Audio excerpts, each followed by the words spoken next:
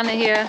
Today I'm riding with 4 very briefly to the paddock. It's right there in front of us.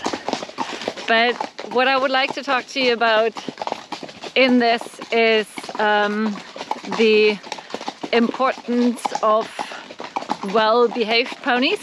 Of course, they're prey animals. Of course, things can happen. We're walking by your not so nice white trash corner, and it was recently changed, so they all had a look. But ultimately, I would say, considering we have 4, it's fairly good behavior. I would not do this down the road, but just to sort of give you an idea, I felt this ride here to our paddock is actually a risk okay taking. So we have arrived with well-behaved ponies who I'm gonna let go into the pasture now, and then I'm gonna take a little ride with Boo and we'll have a little chat about it. We'll see you after they're gone. Hold on 1 second. But I am back. Ponies are free and drinking. Unfortunately they have not learned to close the electric fence quite yet. Now I can dismount and turn the electric on and close the gate. Baby's in the meanwhile there is politely standing behind me. There usually appreciates if he's the one that gets out first for a fun morning ride before it gets too busy. Boo on the way on a trail ride. Let's chat about how we get well-behaved ponies. We have a monthly challenge on that too, which sort of feeds into that, which is very simply go over to longridehome.com and have a look at the exercises of the month. And there's one in there that talks that is a challenge for everybody to install a step counter on their phone and track for or in whatever device you have really, and track for a week how many steps you're taking, and then double that.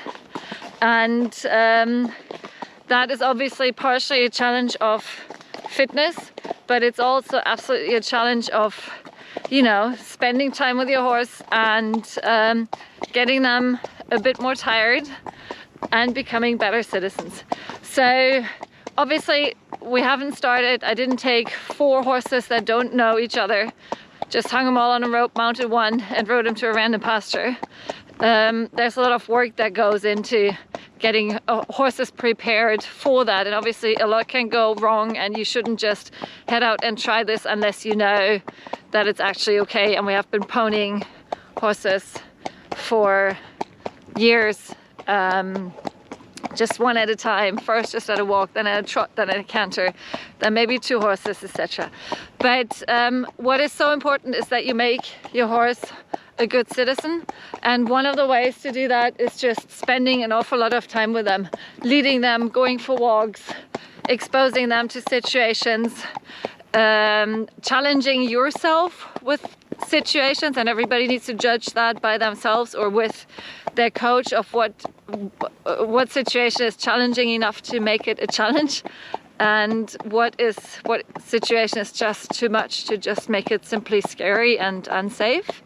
So make sure to check in there with your coach. But things you can do is lots of hand walking, long lining your horses out, riding your horse out if you do, spending more time with them, bomb proofing. We have some tutorials on that too on longridehome.com. Things to bomb proof horses too are one, just standard farm equipment, but it's also play equipment. It's also, honestly, it happens so often at barns that people get, especially kids, get yelled at. Don't run, you're gonna scare the horse. Honestly, I want all my horses to be so bomb proof that kids can run up to themselves. For us, obviously, also because we partially work with special needs children, it's an absolute must, but any horse should be able to learn that. Of course, if you're in a public barn, you have the added challenge of you know, a variety of horses, and my kids do also know that they shouldn't run up to horses, because you just never know. Is this a new horse? Is this a horse that has not been exposed to you know, life like that before? But every horse should be exposed to these things that might make him at the beginning a bit flighty, and that over time just become absolutely no problem. So with this vlog, I would like for you to go out there and comment below what, you know, what sort of things you work on with your horse. Maybe there's horses that, maybe you have a horse that has a particular issue with something, and we're happy to help you. Drop us a line. You can also WhatsApp us. The number is at the end of this email, or Facebook us, and let us know what other challenges you're working with. What challenges have you, maybe you had a really creative idea of how to overcome this challenge. And then also always remember to involve, if you have already built your Rides Club, involve your Rides Club members in making the plan for your horse to get them just a politer citizen, because it really helps. It helps you enjoy your horse more. It helps you to have fun with your horse, because suddenly maybe you don't need to worry to ride out in a certain direction of area that was just not open to you before, because maybe you had to cross the street and you just knew it wasn't safe, and maybe you can work yourself towards that.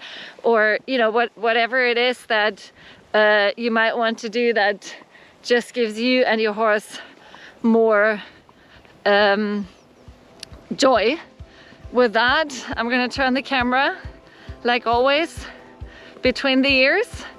We're not going to trot on now because we're sort of going relatively steep downhill, and it's a bit slick because the ground is so hard. So we just do down here because we did not want to trot.